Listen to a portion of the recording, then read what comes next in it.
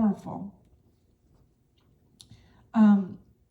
In Genesis 2:7, it says, the Lord God formed man from the dust of the ground and breathed into his nostrils the breath of life, and man became a living being. And it's like, that is what makes us different. We have the breath of God within us. And so we were formed from the dust. And you know the story of in Jeremiah where he says, Jeremiah, go down to the potter's house and watch this potter. And I'm gonna show you something. I'm gonna teach you a lesson. A little later on, he says, as the clay is in the potter's hand, so are you in my hand. He goes, oh, Israel, can I not do with you as this potter has done with this clay? So we know these stories. But so that is really what this is, as I talk, think about the metaphor, think about your life, think about what God wants to speak to you through it. Okay. This is clay. This is actually, it's called Kentucky ball clay. It comes from Kentucky. It is so fine. The particles it's just dust. And I really think about how the Lord formed us from the dust. This is clay. But if you add the water, it becomes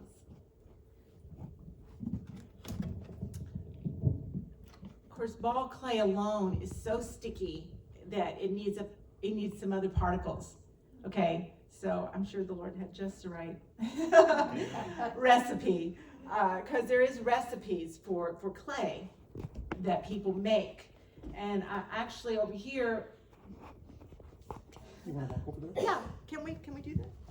This is different stages of my life, okay? And this was made in 87, right? I started doing pottery in 77. So I've been doing it a long time. But in 87, I was, we were just married a couple years, and we had like a little studio in the basement, and I was making pottery, and I was real excited about it. And I did the Heartland Festival. Yeah, in 87. I was pregnant with my second child. And so I did this, and I loved the glaze. That glaze was just so wonderful. And but through the years, that there's a chemical in that glaze that the mine ran dry, and I couldn't get that chemical anymore. So I couldn't make this glaze. And I make my own glazes. There was a clay pit in New York that they dug up. So much of the clay, it was now gone. They couldn't replicate it. Yeah. Okay. Just like the Kentucky ball clay, there's a lot of it, but Yeah, there wasn't yeah. a lot of that. So that's what I made, and so what we've been on a journey, and we moved to Florida, went to quote the ministry, Teen Challenge Ministry. I really didn't know that my whole life was a ministry. You didn't have to sign up and be a pastor to be in the ministry, right, Mike? Amen. We're all in the ministry. Absolutely. Yes. Amen. And so we came back, and then I threw myself into homeschooling. I homeschooled for 25 years, and so that's that big chunk of my life that I didn't work full time on pottery or even part time, just like maybe 6 weeks out of the year for Christmas gifts. So, but I after getting introduced to the whole. Was this 95? What is the date on that? Well, I think it's 95. I can't. There's no date on that. Okay. Well, anyway. Yeah. But that came from the period. Yeah, there was a period in my life that I just kind of, honestly, let's just be real, I kind of had a meltdown around 95. I was homeschooling. I had Hannah, Down syndrome, special needs, and then I had Nathan. He was born in 94, and in 95, because I tried to do everything, make my own bread, my own curtains, homeschool my kids, take Hannah every week to Louisville for early intervention. Just do it all, and do it with excellence, And it got to a point where I was just like, I just felt like I was just falling apart. And I'm like, I can't do this. And then I felt like a failure, And I put my oldest child at the Dove Academy and felt like such a failure because I couldn't do it. But I was falling apart. And then I think I put the other one into the oven. And I got in my studio. And I started listening. I actually started listening to Joyce Meyer. And she had this teaching. I loved it. It was about being grafted in the vine. Yes. It's John 15, Yes. about abiding. And that one phrase jumped out at me because God is always speaking. Apart from me, you can do nothing. Amen. I'm like, oh my gosh, I thought I was doing a lot, But apart from Him, I can do nothing. That was revelation, knowledge. It changed everything. You know how one word planted in your heart can change everything. Well, that happened in 95, and that's when these colors kind of came. I was really excited about it. Okay, fast forward 20 years or so. This was in 2015. That's a long time. And I had a lot happen. In 2015, my oldest child got married. And I was like a little stressed about it. I don't know. I'm going to pass them around. Okay, sure. And so I'm like, I got in my studio and I was working. I was developing glazes because all my kids were about graduated. So I was getting back into my studio and I developed these white glazes. And I was so excited about it. And I just made a suggestion. Hey, would you like to use these? Would you like some cups and plates for your cake and punch wedding? I'd love to make them. And they go, are you serious? I go, yeah, I would love to make those. So I just focused on the wedding and made cups and plates and I had such peace in my studio making those things. I loved every minute of it. And so I did. I made 200 and something pieces and for the wedding. And but that got me into my studio. It was really great. And so it took me 3 months. So, anyway, but the darker clay body, I wanted the whites to be white. And so I switched clay bodies. Now I've got this piece here because I was doing this as well. And as you notice, I have a lot of communion. I did communion sets a lot. This was in that same time period. Because communion was so important to me, communing with God. So I did communion sets. Okay, so I switched to white clay. This has just been a couple years ago. And I loved the brightness, the lightness, it was just, I really, really enjoyed the light. But it was, honestly, my family was a little concerned because they like this, okay? And then it was hard for them to see me change. We were used to that. Isn't our life? Right, Amanda? Different seasons. And sometimes we change. And hopefully we're changing for the better. and so, but my family's like, oh, but why don't you make this? This is so beautiful. And it is beautiful. But I knew that God was doing something different. And one day, Olivia said, oh, Mom, that is just so you. This is so you. Which I said, really? Because this is just recent. The white and this new stuff that I'm doing is really recent. 3 years. Yeah, the past 3 years. And she goes, yeah, this is really you in the trenches and the homeschool with your elbows up to all that work. It's really earthy. But this is who you really are. And I'm like, oh my gosh, it's so true. That's good. And I actually, the whole bridal paradigm was, and it's interesting because I got back into clay doing wedding dishes. Wow. There's going to be a wedding. Yes. I mean, somehow what's coming, as an artist, what's inside of you comes out. And I really believe this is an expression of what's inside of me. like it. Good thing I do. And I just have so many ideas of what to make. And I love just making these things. And sometimes I'm in my studio and I'm thinking, why? I'm in my studio listening to beautiful music and worshiping and praying. And I'm like, I've got the best life. And I'm just enjoying it. But then I feel God's pleasure, you know? I mean, I could hear lots of voices that say, why aren't you doing this? Or why aren't you doing that? You should be here or there. Or doing. And I'm like, no, I'm exactly where I'm supposed to be. The Good Shepherd's led me here, and I'm where I'm supposed to be. I don't know if I'll be there tomorrow, but I'm there today. I'm right now in the center of His will. Okay, so speaking of the center of the wheel, I'm gonna throw. Okay. Yay! So I buy my clay already made. I could make my own clay, and I used to do that in college. I made all the clay for my the clay students at my art school. But it's a lot of work. You mix all the dry ingredients together, you add water, and then you put it through a machine it's called a pug mill, which I have a pug mill now, which is wonderful. And all my scraps, all the little pieces that I trim and everything, I put in a bucket and I recycle them. And so the pug mill works up my clay. This clay came out of the pug mill.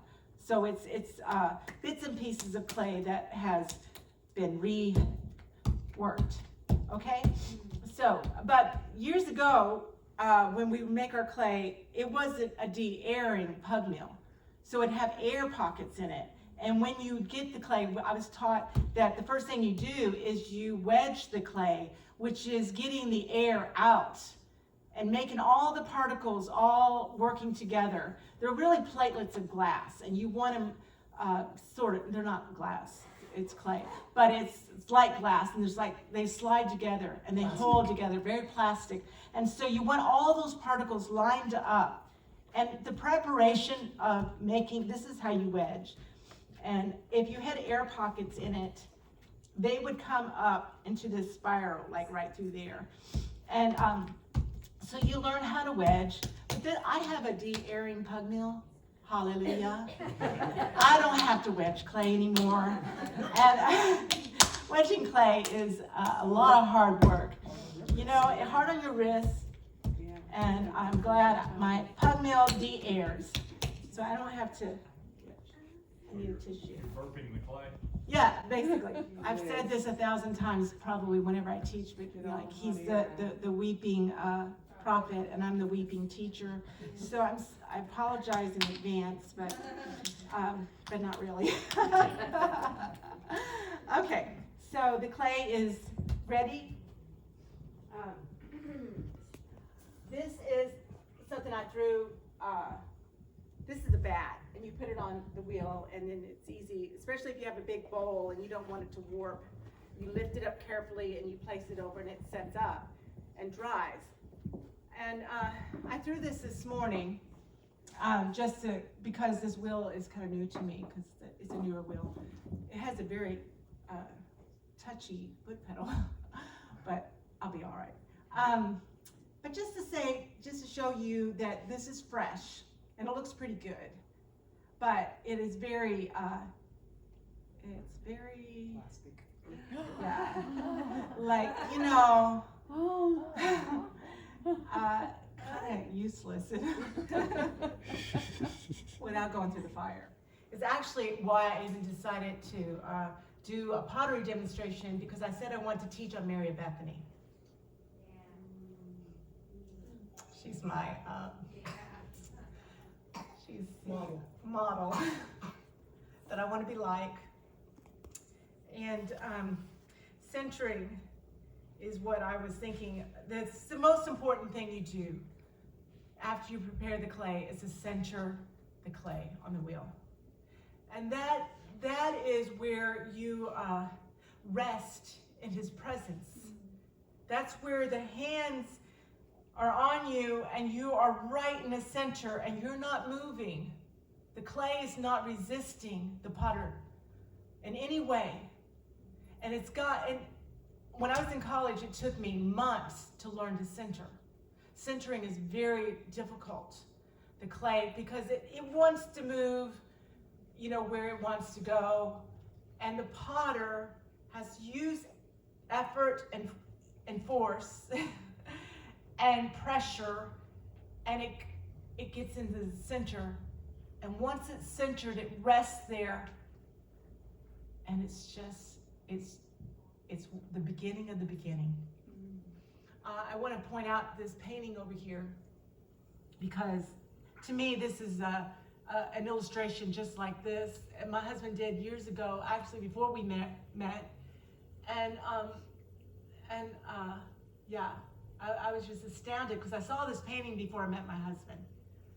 And I'm like, oh my gosh, I'd love to meet the artist someday. I thought he was their old man like he is now. But I'm like, oh my goodness, this painting is just amazing.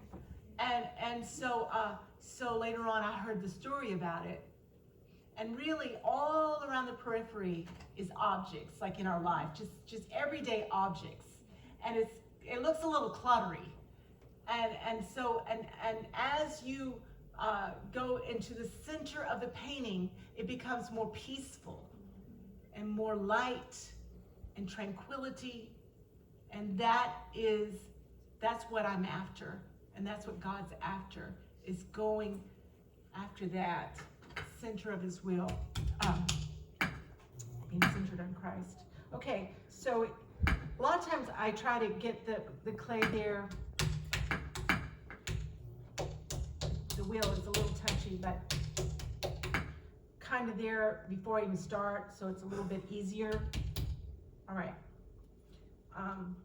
Now it's really important.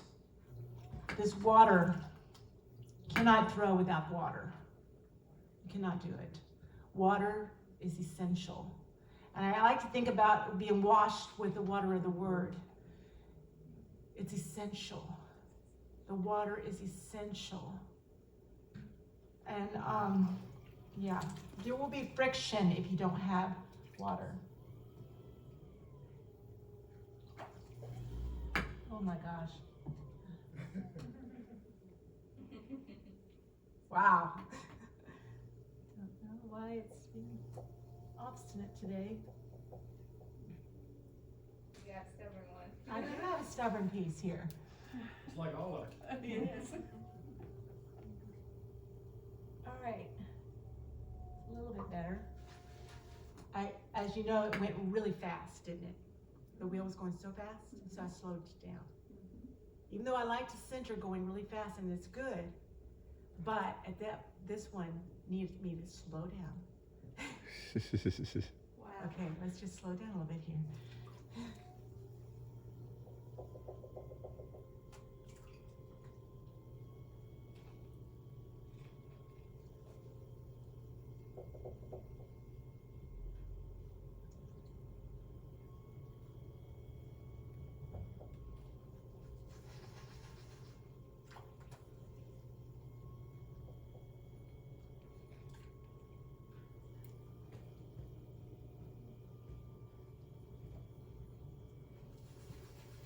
Margaret, I notice as you're doing this, you're just really watching and putting your hands on it, and you're applying pressure. You're pulling it up and you're pushing it down, pulling it up and pushing it down.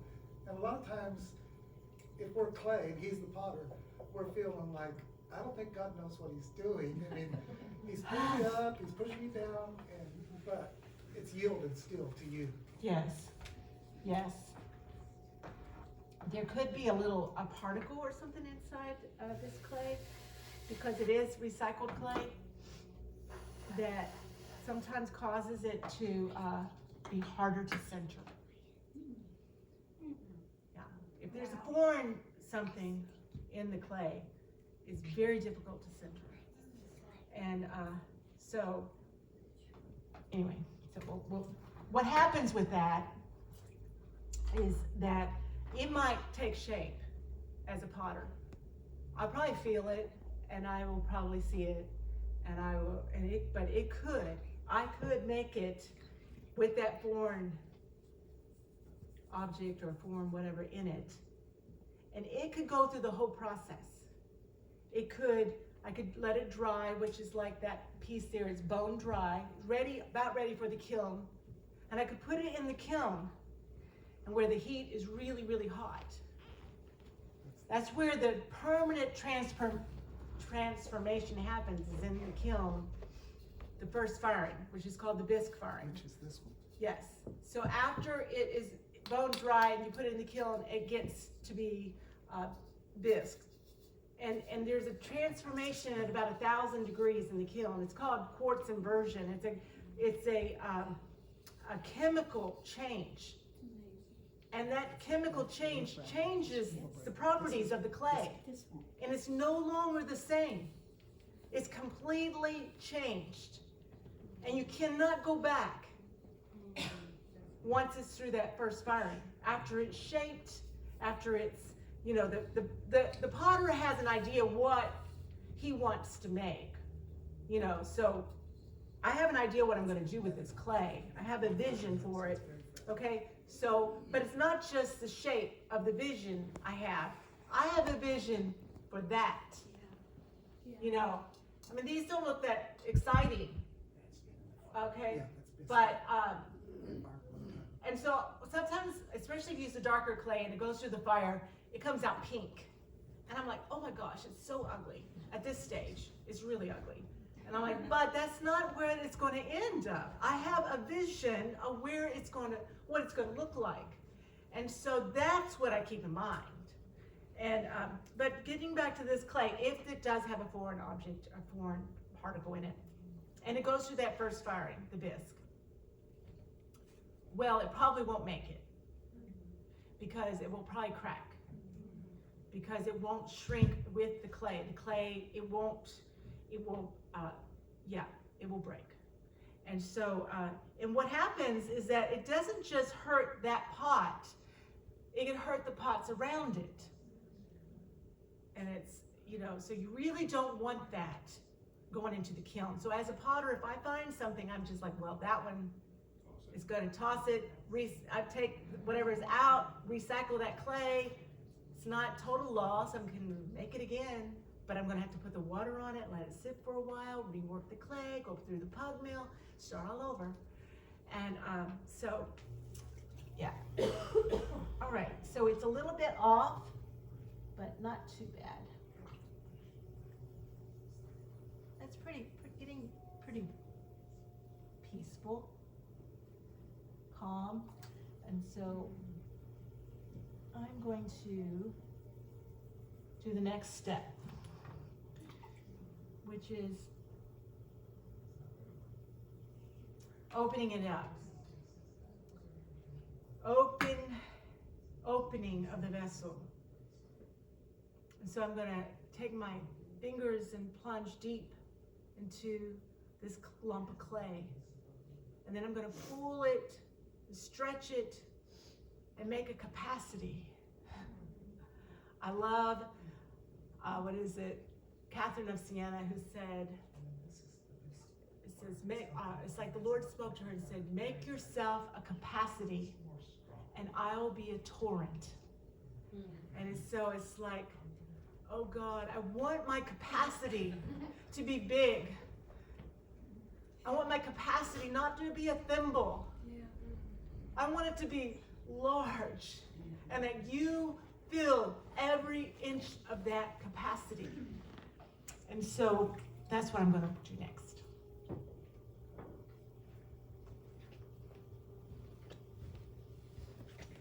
I'm careful not to go all the way through, go all the way to the bottom. I leave a bottom to the clay, okay? So we don't want a hole in our pot. So I'm very sensitive to the bottom. I know how far to go and what to leave.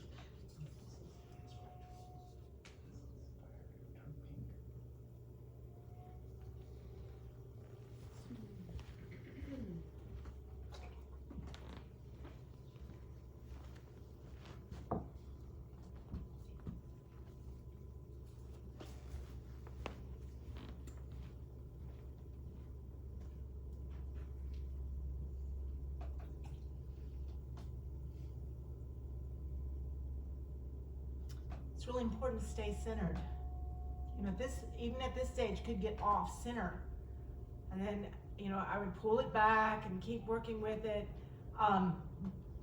But sometimes it could be, which I may show you, after you get up so high and it can get off, and you can't quite pull it back. And then it's been worked so much that I'm gonna have to take it off the wheel, set it aside, let it dry, and rework the clay again. So I guess the most important thing is cooperation. This clay needs to cooperate with the potter. Cooperate with the grace of God. Yeah.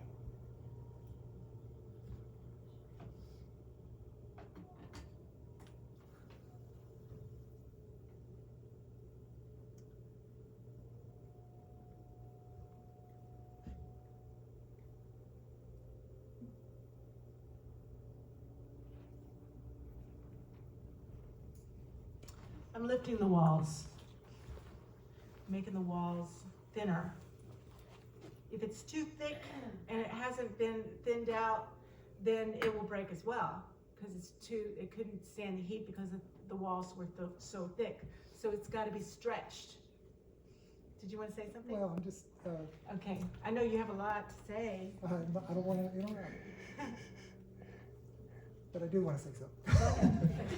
Last night, when Mina was sharing about intimacy and participation, you want that, the second one, participation? Partnership. Partnership, yeah. And that is really what we're doing. This is a very intimate looking, process. Her hands on the clay, and she's making something. So it looks so easy, but it's only because of that partnership. Her skill of God, He's the creator, the master. And so this is a master with the participating with the bride, basically, because it's us. And He's making something beautiful out of this dust that it started with.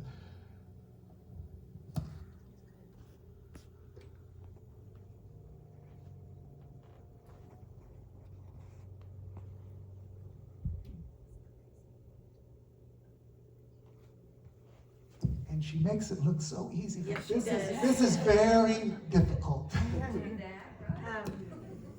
I can feel some hard lumps, like some dry pieces, because when I make my clay, I throw everything in a bucket and then I put water on it. But sometimes there's a little chunk that's trapped and I didn't see it, and so it goes through the pug nail and it comes out. And I need to get better at this, but I've got a couple hard lumps in this, but I'm going to keep shaping. Okay, so right now, yeah, it's see how sensitive it is and how it can get off very easily, very, very, very weak at this stage. Still being shaped. And I'm just going to probably just make a jar, a simple jar. An unskilled potter, like when you have students, they get it to this stage almost, they're so happy, but they really want to make a wide bowl or something, so they just go whoosh, and it falls down. It doesn't, you got to know how to do the big bowls and bring it wide. You have to know your clay and how much pressure it'll take. Where to let up, okay, that's getting too thin, this is, you really, it's a relationship with the clay.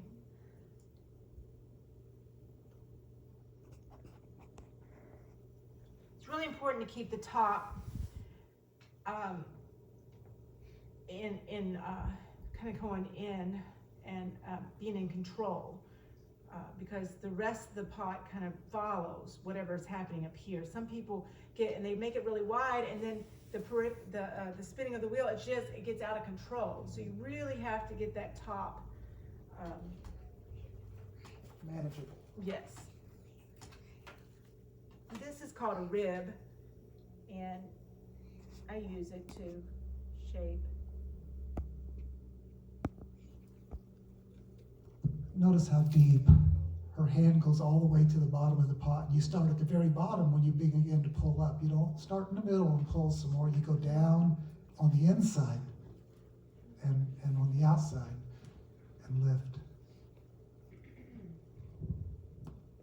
Now, do we ever make it to the kiln? We do. We make it to the kiln. We do. We go through the fire and we go through more than one. That'll be after the break. No. No, we probably should take a break. But anyway, all right, I'm just going to put a few little marks and, yeah.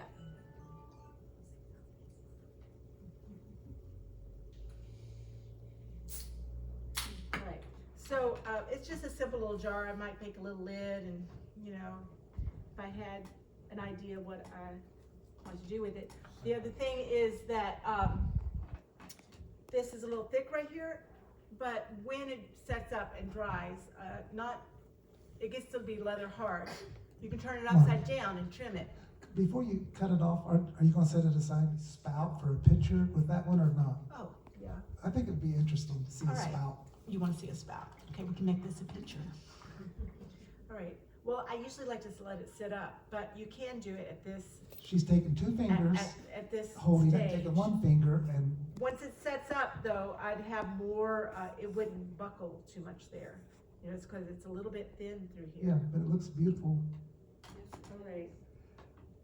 Okay, turn it a little bit so we can see there. Cool. That's It's really dramatic not effect. right. Not right. No, it's got to be. Spouts are very. You got to be. For one, you want it to flow. The water to flow out, to be useful. You know, you don't want it to catch at this and then just slosh real fast. You know how a pitcher will do that? So you want a flow. You also want this is a very sensitive metal I'm not used to. You want a sharp edge right here so that the water will cut off. There's little things that you have to know for it to be useful. And so, yeah, I would not use this pitcher. But just for prettiness, it's fine.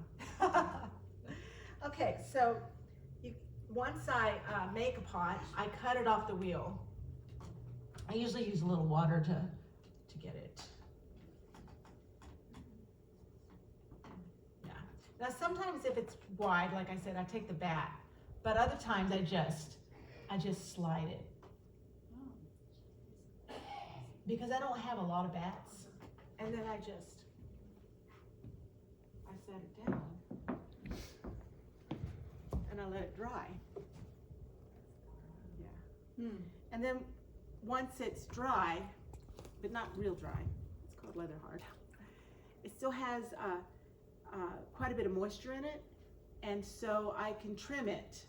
And I have trim tools, which I didn't bring, and but then I trim it. I put a handle on it if it's a pitcher, which I pull.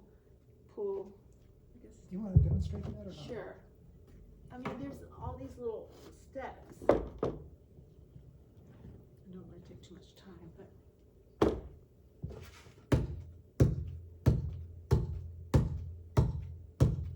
This also is one of the hardest parts of making a pot that's a pitcher or a cup, anything that has a handle. You could make them, hand build them, but to pull a handle is really a beautiful, streamlined, smooth, and it's shaped by the potter's hand as she takes the water and just continues to pull, sticks her thumb in or something on this side and gives it the shape that she desires. yes, and I like to put these little lines in it because the glaze will break. See, I'm already imagining what the glaze is going to look on that. Isn't that cool? Yes. Yes, and well, when you do a handle, you let it set up too. How do you let it set up? You stick it on the I side? usually stick it on the side of something. Put it right there, please. Oh, so they can see. All right. I stick it on the side of my table. I make a bunch of them because I'm usually making a lot at the same time. And then in about an hour or two, it won't be sticky anymore. And I can cut it off and I score the area that I'm going to attach it. And I put a little bit of clay, like it's like slip. And it's so sticky, it's like glue. And you stick it on there and then you make it. And handles are very difficult. It's like a marriage. The two become one. Yeah, the two become one. It's going to be one piece. And yeah, so anyway, that's handles. Is that you know, it can actually kind of look pretty good at this stage, but like I showed you earlier, you know, it's really very, you know, not very, you know, useful. But, you know, what I can do with this clay is wedge it up and make another pot. So sometimes he sets us on a shelf for a while. Oh, I forgot about that. Yeah. Yes. Oh, this is really important. Okay, so if I liked it, I would set it aside, and I've already trimmed it. I put the handles on. It would be a finished piece. And actually, as a potter, and I'm not alone in this, we potters really love that stage. We love the freshly trimmed, perfect, everything, you know, all of our little fingerprints and everything is the way we want it to look. And we're touching that clay, and we love that part. I love the feel of clay. I love to touch it. I love the smell of it. I love so much of the tactile, the senses. And so that and we finished that piece, and we set it on a shelf, and we're just waiting for it to dry so we can finish it. Without cracking. Without cracking, yeah, we don't want it to crack. And sometimes, because the way it's dried, you know, it could crack. But anyway, so okay, it gets to be this stage. This is bone dry. I mean, it's got a little bit of moisture, because when it's cool, there's a little bit of moisture in it. But this is bone dry. Okay, when it's bone dry, it's ready for the kiln. If you turn the heat up in the kiln, and it's got moisture in it, it could crack. So it's got to be completely dry. So most of the time when I'm doing a bisque especially, I do what I call candling. And I leave it on low for a long time to get all the moisture out. So then I can start turning up the heat. Really sensitive to the clay, the state of the clay. And so I am very aware of every stage. And so once I know it's dry enough for the heat to turn up, I start turning up the heat. And the bisque goes up to 1700 degrees.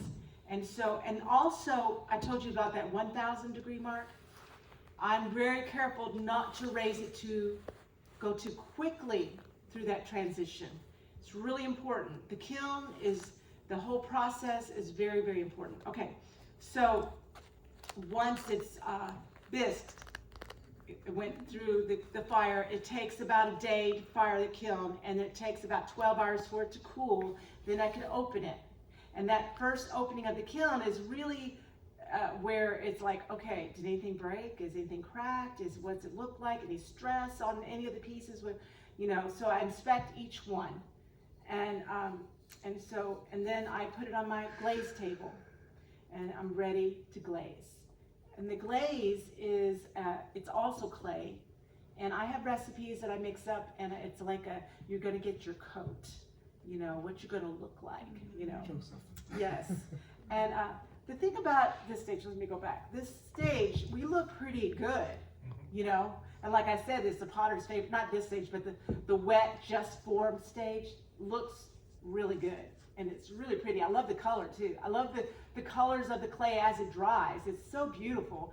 And I posted on my Instagram, like, I just wish it would just stay like this. I said, sorta, you know, because it's so beautiful. And a lot of people, you know, we get to that stage and we think, look at me, tell me I look good. You know? And in a way, well, you do look good. But let the fire happen. Let's see what happens. Okay? And so it gets bone dry. You don't look as pretty at this. There's another season. You don't look very pretty here. And then you go through the fire, and you still need a little help. Okay? And so I mix up the glaze, and I glaze my pots. And some of them take a long time, especially what I'm doing now. Very tedious glaze process. Yeah, and not to even mention, like at the earlier stage, the carving and all the prep work for what I know it's going to look like. I take a long time on those pieces at the end there. And yeah. This fire doesn't. Yeah. Oh, the bisque fire, there is cones in the bisque fire. but it's not the hottest heat. Oh. Yeah. There's cones in the bisque. Yeah. These are cones. Those are called cones. And there's little holes in the kiln. And they have these little plugs. And as I'm turning it up, when it gets really, really hot, I can look into that kiln, and if the cone's melted, then I know it's reached the temperature. And so, and a bisque, if it goes a little hotter, it's okay. If it's not quite as hot, it's okay. You just want it. Not as crucial. It's not as crucial. It's just strong enough so that you can handle it, and it won't break that easily. Like this will break very easily. Oh. I knew that was going to happen eventually. Yeah, this is not going to break. But actually, Gideon went on the mountain and they had a torch and This clay can pots. break. And the clay pots, he said, when I get the signal, there's a torch burning inside this clay pot. You break, you shatter it, it'll make a sound, and then the light will shine and the army will be so confused, the enemy's camp. So if you break a pot that's glass or even bisque, it'll make a louder, really loud sound, especially up on a mountain surrounding the enemy. So pottery is used all through the word. Yes, it is. Yeah, Job took these shards, remember that? Okay. Yeah. All right, so we put the glaze on the pot at this stage, and we put it back in the kiln. It goes into the fire again. And this is the final firing. It's really, really important. One of the things that's important, which I'm not sure maybe the Lord will help get some understanding of this, but when we go through the last firing, we have the glaze on us. It turns glass. And if I put two pieces side by side, in that glass, if they're too close, it will fuse together. Okay, so I got to be really careful to have a little space in between. And so. But you want to get them as many pots in a Oh fire. yeah, so I'm really careful about how I load the kiln. And so so this is the last firing, very excited. I've got my cones, they're all standing straight up, and they're in the little, position where I can see them. People. And yes, and so I'm turning the heat up, and so I have a manual kiln. Some people have the programmable now, where they don't have to watch it as Technology. closely. But I am still the old school way, where I watch that kiln. But even with the technology, I know potters is that, I don't depend on that machine to turn it off at that. I still use cones. Cones is the universal language of potters. We have this pyrometric cone that's going to melt at a certain temperature. We all have these peepholes that we're going to look at. The potters are watching, especially when the heat is the hottest. Yeah. When the heat is the hottest, I don't give it 3 minutes without me. I'm like, I am there. Matter of fact, everybody knows, okay, it's about ready to hit the temperature. Mom's gone. Goodbye. Goodbye. Because I'm going to be down there. I'm going to be sitting on that little stool, sitting there. By the kiln. By the kiln. Jesus. I'm just sitting there, and sitting there, and sitting there, and I'm checking. Nothing. Okay, sitting there. I'll check again. Because it kind of drops quickly. And I kind of know a little bit about because I have a pyrometer. It has numbers, and I know it's getting hotter, and it's getting at that temperature, but I never depend on the pyrometer. I watch that kiln. And when the first cone goes down, I know that it's getting really close. This is the cone I'm really looking at, because each one is measured for a different temperature. And so this is the temperature I want, and I want it to bend just like that. This means it hasn't reached this cone, this heat. This heat has already gone a little too far, but this one is just right. So I'm waiting for it to bend just like that. When it bends like that, I shut it off. And it's so quick. I just lift up the thing and it shuts off like that. And then I wait. And I wait, because it's so hot. It's 2,200 degrees. And I wait and I wait and I wait, and I'm so excited because I really want to see what happens inside the kiln, because there is no two firings that are exactly alike. And they're all unique pieces. And I'm really excited to see the finished product, this thing that I had in mind, what it looks like at the very end. So I wait. And usually I fire during the day and I turn it off in the afternoon, and I cannot open it till the next day. That's a long time of waiting. I'm waiting and I'm waiting. And so the next morning I get up and I look at the pyrometer and it's 400 degrees. I go, oh, I can't open it yet. Because if it's 400 degrees and I open it, that thermal shock, it could break the pieces. So I have to wait. And I wait, and I wait, and I wait until it gets under 200 degrees. And then under 200 degrees, you can, and really I just prop the lid open. And then I let it cool slowly, slowly, slowly. Finally, I get to open the kiln. And that, to me, is like Christmas.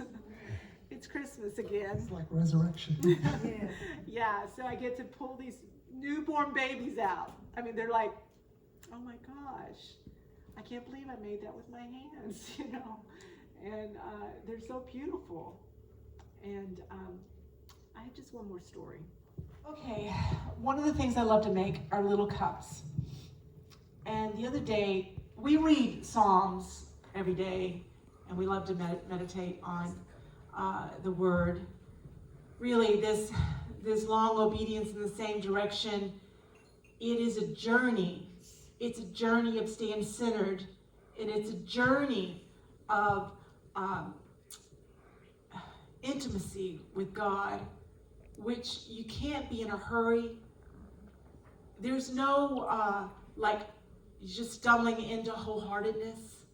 It is a long, slow process.